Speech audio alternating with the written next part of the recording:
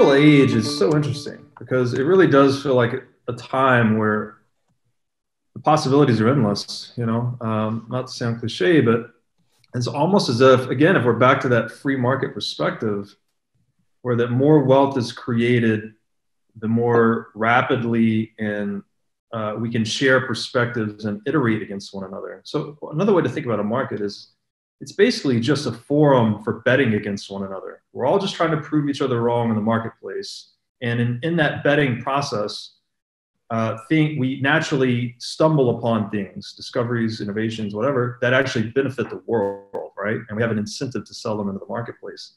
So I think that the digital age introduces an entirely new, it just disrupts the forum.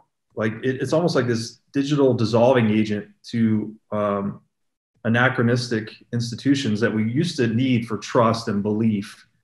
And as you said, the ivory towers, and you see them in academia, you see them in nation state political structures across the board. And I really see what I like to call the digital dissolving fluid, just sort of eroding those and shifting trust. The need to trust someone because they sit behind a bigger desk or wear a nicer suit, you can just trust the math, right? Or just trust the code. So it actually lowers these barriers to trade and interaction such that it enriches human potential to a way we've never seen or even contemplated. And I think, too, as you said, more access to knowledge, like it is through accessibility, that's what leads to the collision and recombining of ideas, right? I think Matt Ridley, the author, talks about ideas having sex. Like they need to go into the marketplace, they meet, they recombine, new ideas spin off, some die, some live. Like it's a Darwinian natural selection of ideas, basically. That's what the global economy is intended to be. And that's why we trade, right? Because we all have different ideas and perspectives. So the accessibility to knowledge and the sharpening or specialization of knowledge are directly correlated.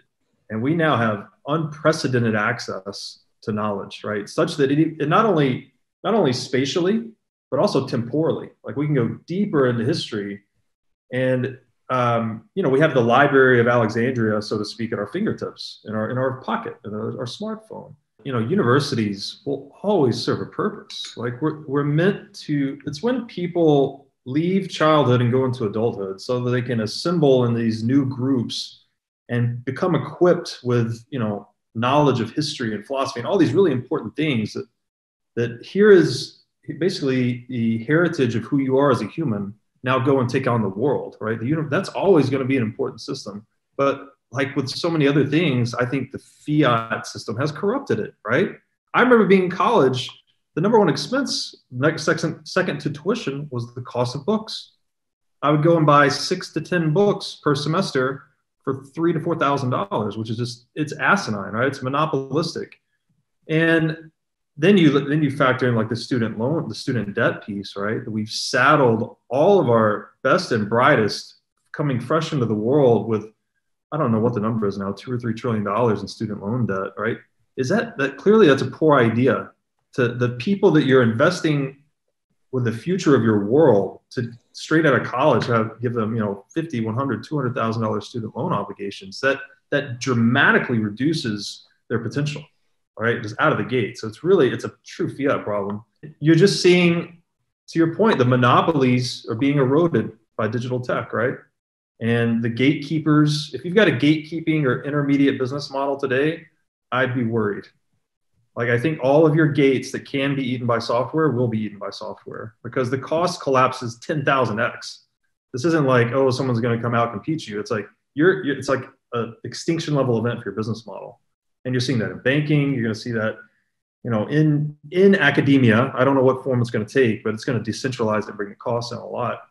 And so through that lens, I love that you dropped out of university. Like I graduated, but it doesn't matter. Like I paid for it. I learned I learned some things, but I've learned 99 times more as a self-taught person. And I think in that lens and the digital renaissance, whatever you want to call it, like the autodidacts are the neo-renaissance men. Like if you have a hunger to learn, you can satisfy it. It's radical and hard. It's hard to even get your head around how profound that is. That as a result of all that, there seems to be a resurgence of ancient wisdom in the world. Like we've seen through markets and trade and interconnection, like some of the wisdom of the East, for instance, come to the West. Like we've had yoga, meditation, Ayurvedic medicine. Now you're seeing things like paleo diets, carnivore diets, like all these things that are getting us back to our roots of who we are. And in that context, I argue Bitcoin is essentially the same thing. We're rediscovering the Austrian economics of money. And Austrian economics are basically the compressed ancient wisdom, if you will, of economics. Whereas Keynesian economics is central bank propaganda we've used for the past 200 years. So where it was, which I'm reading this book right now, it's radical, that the torch was so dimly lit on Austrian economics that it was like down to just Mises. It was one guy in the world, basically, carrying the torch. And he went to the front lines of battle. He was deployed. So it's like, that's how close this thing was to never having Mises. And if you didn't have Mises, like, what would Bitcoin have been? Like, who knows? But it was that fucking close. And by some miracle, it survived. And now we have Bitcoin turning Austrian versus Keynesian economics from a philosophical debate into a real live market test.